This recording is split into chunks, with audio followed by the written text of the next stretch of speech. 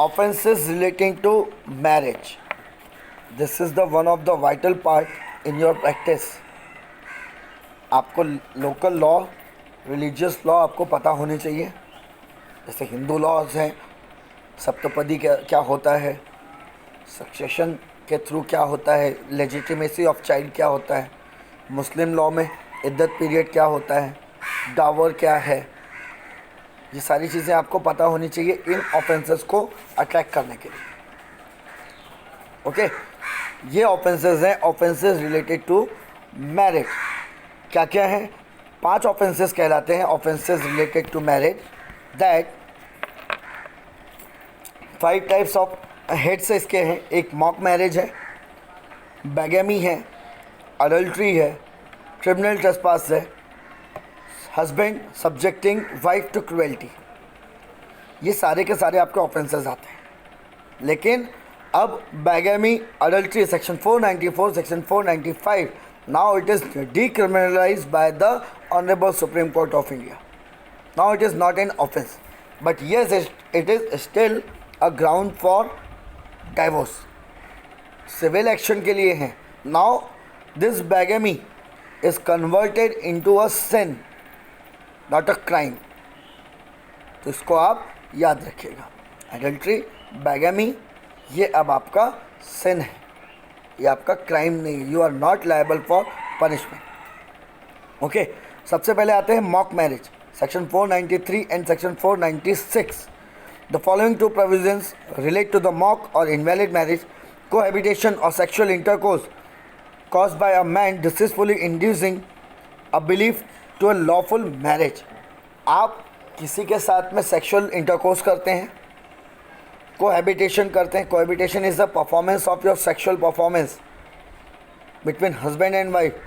लेकिन आपको ये बात पता है कि आप लॉफुल मैरिज नहीं किया है, आपने डिसीटफुल वे से किया है. इसमें आपको imprisonment up to 10 years and fine लगता है, क्योंकि इनडायरेक्टली ये रेप ही होता है. आप उसके हस्बैंड नहीं हैं, आपने वैलिड शादी भी नहीं की है, लेकिन उसको ये बिलीव है कि शादी हो गई. जैसे आजकल चलता है, सिंदूर भर दिया, मंगलसूत्र पहना दिया, हो गई शादी. बट इसको हिंदू लॉ, मुस्लिम लॉ या और कोई लॉ इसको ग्रांट नहीं करता. सबके एक स्पिरिचुअल परफॉर्मेंस होते हैं, उसको परफॉर्म ना करके आपने ये किया तो it's a mock marriage only. Okay, इसमें इम्प्रिजनमेंट अप टू 10 ईयर से अगर कोहैबिटेट किया या सेक्सुअल इंटरकोर्स किया बाय अ मैन, तो इसमें सिर्फ मैन को ही पनिशमेंट है, जैसा कि हमने रेप में भी देखा था. Okay, and the second one, dishonestly और fraudulently going through a marriage ceremony knowing that no lawful marriage is thereby created. आपने किसी को डिसीट किया कि आज हम शादी करने जा रहे हैं, बट आपको ये बात पता है कि ये लॉफुल मैरिज नहीं है. इसमें आपको इम्प्रिजनमेंट अप टू 7 ईयर्स और फाइन लगेगा. तो ये आपका कहलाता है मॉक मैरिज. उसके बाद आता है सेकेंड वन, सीधे आ जाइए आप. That is husband subjecting wife to cruelty. Husband subjecting wife to cruelty. Section 498 subsection A was inserted in a court in 1983 in an attempt to curb dowry torture in the country. Under this section, if a husband or relative of a husband of a woman subject to the women to cruelty, he became punishable with imprisonment up to 3 years, fine or both. अगर आप किसी married women को, अपनी wife को, आप या आपके घर वाले तंग करते हैं फॉर डिमांड ऑफ डाउरी और एनीथिंग, या कोई और भी क्रूएल्टी आप करते हैं, तो ऐसे में आपको imprisonment up to 3 years, fine और बोथ हो सकता है. Any wilful conduct which is of such nature is likely to drive women to commit a suicide और कॉज ग्रेव इंजरी और danger to the life, limb और health of the women. Means आप उसको mentally, physically torture कर रहे हैं, इस condition तक ले आए हैं कि वो सुसाइड कर सकती है. तो ये सारा का सारा क्रूएल्टी कहलाता है. Harassment of the women, whether such harassment is a view to coercing her or any person related to her to meet any unlawful demand of any property, valuable security or account of her failure to meet such demand, means वही dowry. इसके वजह से आप किसी को तंग कर रहे हैं, किसी लेडी को, अपनी वाइफ को, नॉट किसी लेडी को, पार्डन, अपनी वाइफ को, आप या आपके रिलेटिव्स, तो ये सेक्शन 498A के अंडर आएगा। इसी का एग्रीवेटेड फॉर्म डाउरी देते हैं अंडर सेक्शन 304B। ठीक है, तो these are the offences subjecting to husband subjecting wife to cruelty. अब उसके बाद हम आते हैं डिफेमेशन, सेक्शन 499 502। ये भी दो तरीके का होता है, सिविल डिफेमेशन, क्रिमिनल डिफेमेशन। ये भी दो पार्ट है, याद रखिएगा। ठीक है, जैसे ट्रेसपास दो पार्ट है, क्रिमिनल ब्रीच ऑफ ट्रस्ट दो पार्ट है, ऐसे ही डिफेमेशन भी दो तरीके से आता है, सिविल और क्रिमिनल। हम क्रिमिनल लॉ पढ़ रहे हैं, तो definition under section 499 of the Indian Penal Code, defamation, whoever by words spoken, intended to be read, signed, visible representation, makes or publishes any impulsion coercing any person intending to harm, makes, publish, having reason to believe such impulsion will harm the reputation of a person, is subject to the exception given below to defame that person under section 499, punishment for 2 years, fine or both। Means आप ऐसे कोई words use करते हैं, ऐसे कोई sign use करते हैं, ऐसे कोई सेंटेंस यूज़ करते हैं जिससे सामने वाले की रेपुटेशन हार्म होती है, डैमेज होती है, ऐसे में you are liable for section 500। Backbiting से ध्यान रखिए, वो ये डिफेमेशन में आ सकते हैं। एक से ज़्यादा पर्सन को आपने बोला या एक ही पर्सन को बोला और वो पर्सन आपके खिलाफ स्टेटमेंट दे दे, तो आप liable for booked under section 500 हो सकते हैं, जिससे आपका स्टेटमेंट किसी की रेपुटेशन डाउन करता है। सच बोलना डिफेमेशन नहीं है, लेकिन आपने ऐसी कोई बातें बोली जो रियलिटी में आपने परसीव फ्रॉम योर सेंसेस नहीं की हैं, दिनटू आपने बोला, you are liable for punishment under section 500 for defamation. It is also provided that the imputation is said to harm person reputation if it is a directly, indirectly lower in the estimation to other the moral and intellectual character of that person. Morality के against आप कुछ बोलते हैं, अरे वो तो characterless है, ये डेफेमेशन में आता है। उसकी किसी कैपेबिलिटी के खिलाफ आप बोलते हैं, इंटेलेक्चुअल के बारे में आप बोलते हैं, ये भी डिफेमेशन में आता है। बट एक्सप्रेस करना वो डिफेमेशन नहीं आता।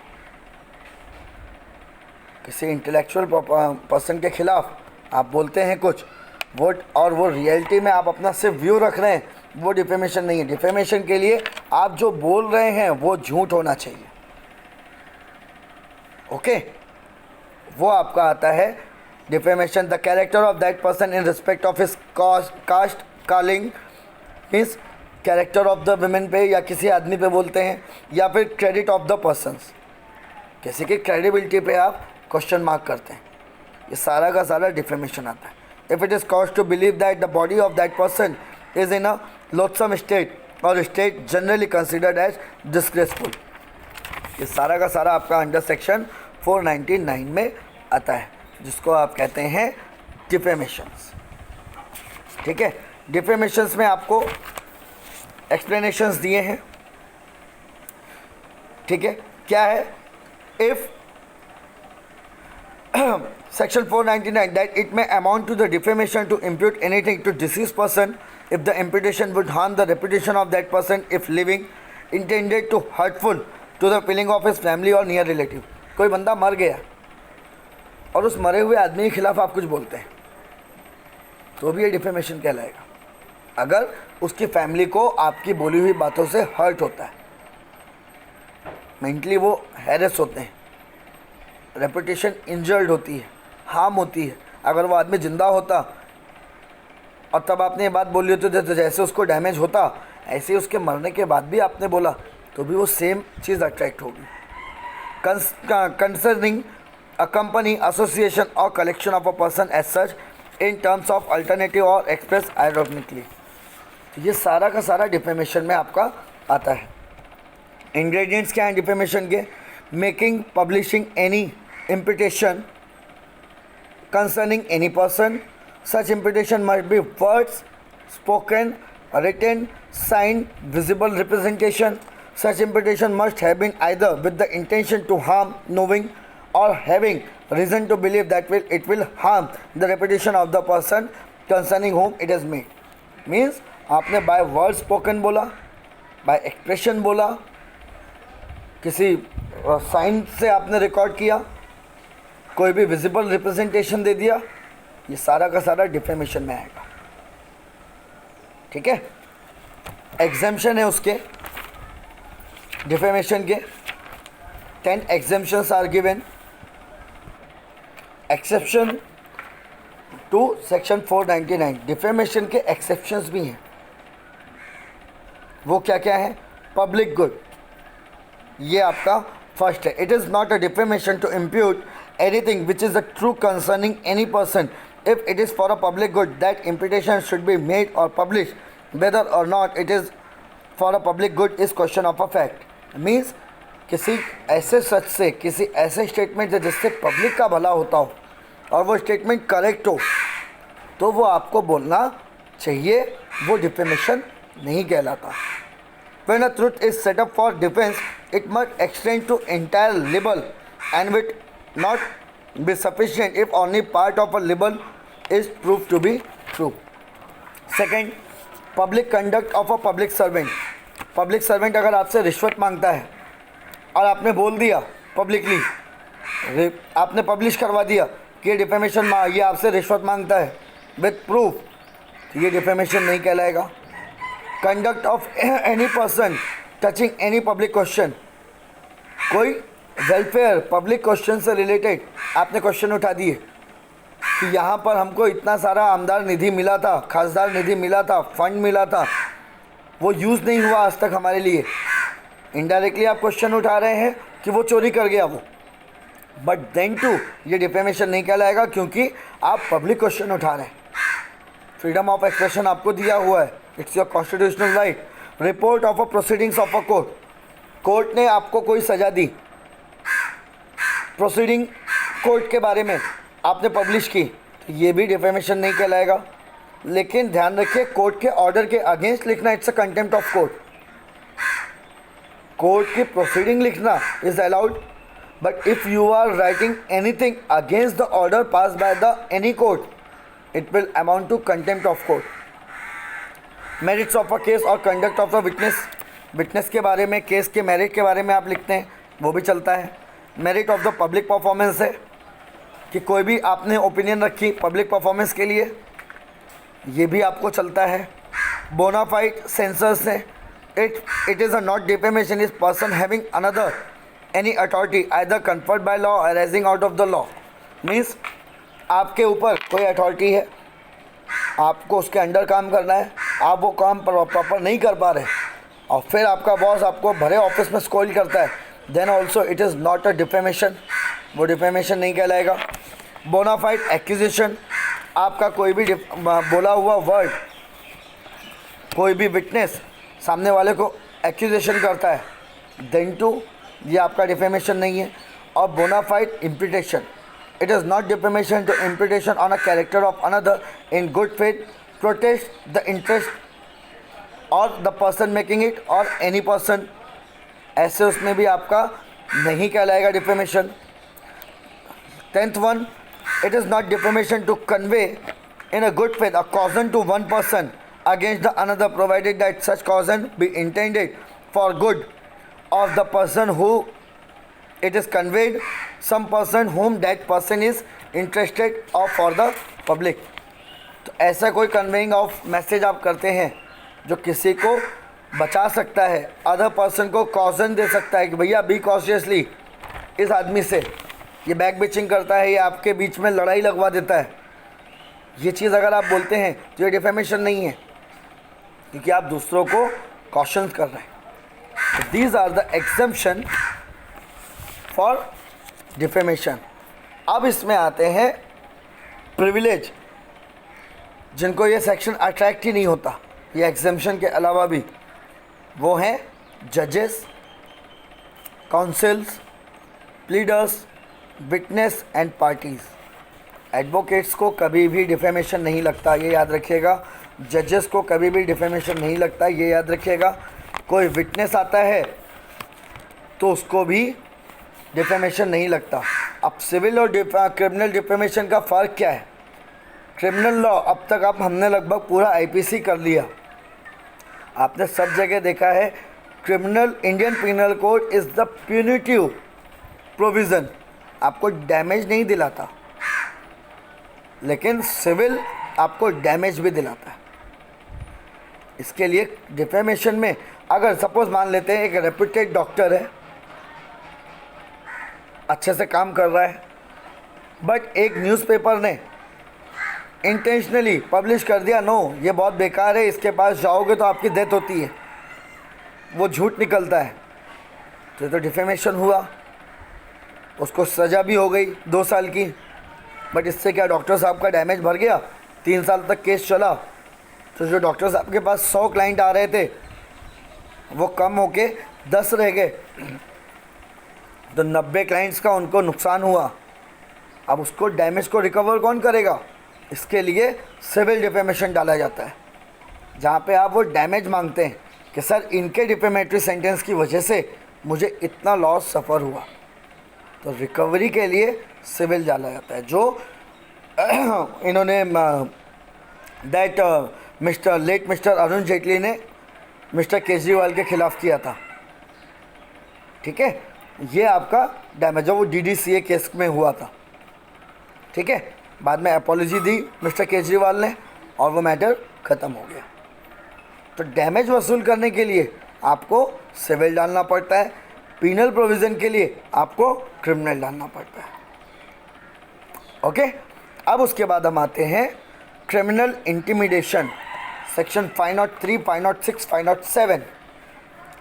A person commits criminal intimidation if he threatens another person with an injury to person, reputation or property, to the person, reputation of anyone of whom that person is interested, with intent to cause alarm to that person, to cause person to do any act which he is not legally bound to do, or to omit to do any act which that person is legally entitled to do, such means of avoiding the execution of such threat। इसको कहते हैं criminal intimidation. जो generally आप लड़ाई झगड़े में एक दूसरे को करते हैं, जब आप धमकी देते हैं किसी को, ये क्रिमिनल इंटिमिडेशन ही कहलाता है।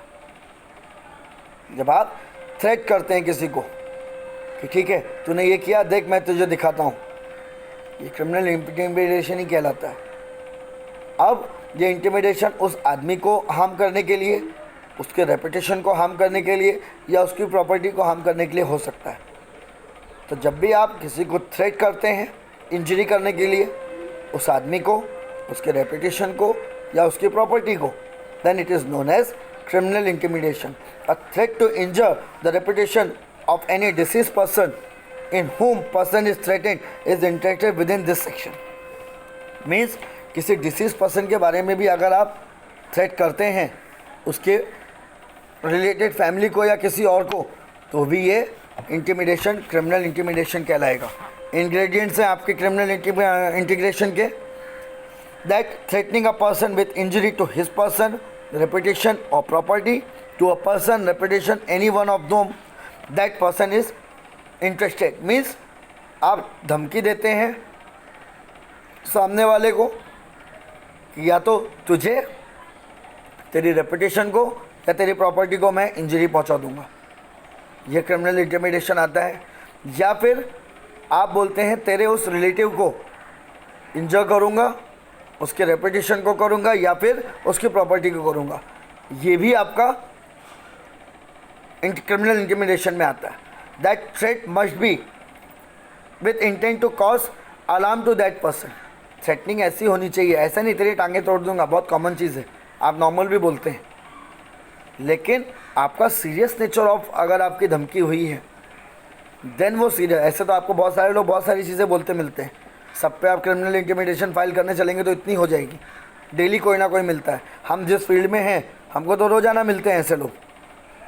लेकिन जिसमें सीरियस अलार्म बजे कि नहीं अब एक्शन लेना ज़रूरी है, वो क्रिमिनल इंटिमिडेशन कहलाएगा।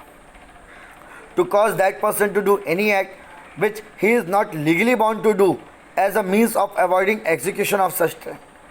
वो एग्जीक्यूट करना चाहता हो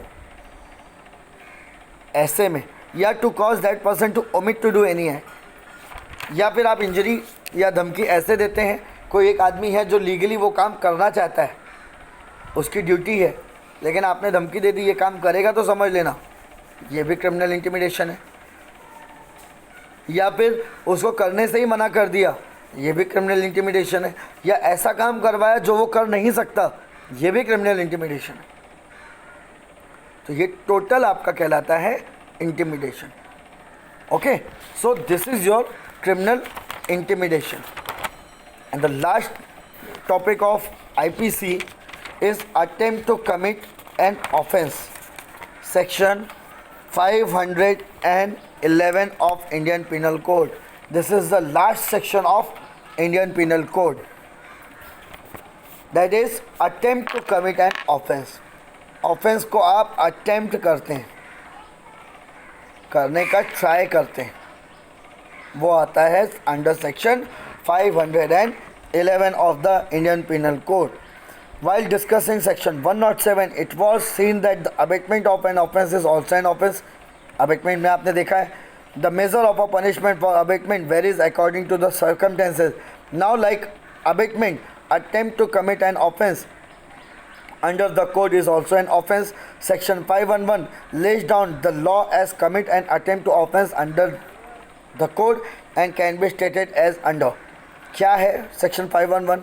Whoever attempt to commit or cause to committed an offence punishable by the IPC with imprisonment of a life or imprisonment as in such attempt does not act towards the commission of such offence shall, there is no express provision for punishment of such attempt, be punished with the imprisonment of any description provided for the offence for term may extend to 1/2 of the imprisonment provided for that offence, fine or provided or both. Means suppose आप किसी का murder करने जा रहे हैं, attempt आप करते हैं लेकिन उसको कोई इंजरी नहीं हुई, कोई उसको ग्रीवियस हर्ट भी नहीं हुआ, बाय समहाउ वो बचा ले गया अपने आप को और आप अरेस्ट होते हैं, तो ऐसे में आपको इम्प्रिजनमेंट हाफ मिलेगा to the main offence. Means वहाँ पे इम्प्रिजनमेंट ऑफ लाइफ है तो यहाँ पे हाफ पोर्शन मिलेगा। It's a discretionary power of the court कितना इम्पोज करे। तो अटेम्प्ट करने के लिए आपको half imprisonment of every main offence होता है, ये याद रखिएगा। जैसे आप चोरी करने जाते हैं, सेक्शन 378 3 साल की सज़ा है, चोरी करते हुए पकड़े गए तो आधी हो जाएगी, 1.5 साल की सज़ा मिलेगी। तो that is attempt to commit an offence. Offence आप कमिट नहीं कर पाए, इसका मतलब क्या पनिशमेंट नहीं मिलेगा। मैंने आपको मर्डर करने के लिए, आपका मर्डर करने के लिए मैंने आप पे शूट कर दिया, आप बच गए, तो क्या मैं बच गया? आपको कोई इंजरी नहीं हुई है, आपको कोई लॉस नहीं हुआ, तो क्या लॉ मुझे जाने देगा? नहीं, मैंने अटेम्प्ट किया तो मुझे पनिशमेंट मिलेगा उसके अकॉर्डिंगली। स्कोप ऑफ सेक्शन 511 क्या है? That there is no definition of attempt beyond the statement whoever attempt to commit an offence etc and in such attempt does any act towards the commission of the offence shall be punished. Thus apparently an attempt is not necessarily criminal. It becomes so when attempt reaches a point at which an act is done towards the commission of an offence. Means हो सकता है आपका act, आपका preparation criminal ना हो। For example आपके हाथ में हॉकी है, तो हॉकी रखना कोई क्रिमिनल एक्ट नहीं है, लेकिन इन्वेस्टिगेशन में पता चलता है कि इस हॉकी से आप किसी का हाथ पैर तोड़ने जा रहे थे, किसी को मारने जा रहे थे, ग्रीवियस इंजरी करने जा रहे थे, देन आपका एक्ट क्रिमिनल एक्ट माना जाएगा। आई बात समझ में? सो ये इसका स्कोप है। Every crime can be divided into several stage. First of all there is a intention to commit, second there is a preparation, third there is a attempt. ये आपने शुरू से कई बार सुना है। क्राइम के लिए आपके 4 स्टेज कहलाते हैं, 3 स्टेज, इंटेंशन, प्रिपरेशन और कमीशन, तब जाके आपका क्राइम बनता है, राइट? यही आपका कहलाता है क्रिमिनल इंटिमिडेशन। अगर आपका है तो सिर्फ आपने वर्बली किया, लेकिन जब आप क्रिमिनल इंटिमिडेशन के एग्रेवेटेड फॉर्म में आते हैं, आप कमिट करना चाहते हैं, तब वो आता है attempt to commit an offence under section 511। Likewise, mere a preparation is not made punishable by the code, and act which constitute the stages of a preparation are not offences except under section 122, that is preparation to waging war against the government. ये आपका punishable है। 126 preparation to commit depredation of the territories of any power at peace of the government of India, ये भी हम पढ़ चुके हैं। और section 399 preparation to commit a dacoity. इन तीनों चीज़ों में आपका कमीशन ऑफ ऑफेंस के लिए प्रिपेयर करना भी पनिशेबल है। अदरवाइज बाकी ऑफेंसेस में कमीशन करना चाहिए, whether your act is completed और not, but commission is necessary except under section 122, 126, section 399। इन 3 सेक्शन को छोड़कर अटेम्प्ट करना नेसेसरी। सिर्फ सोचने की आपको सज़ा नहीं मिलेगी, एक्सेप्ट दिस 3 सेक्शंस। ठीक है, तो ये आपका कहलाता है attempt to commit an offence. So our whole discussion about the Indian penal code is completed here.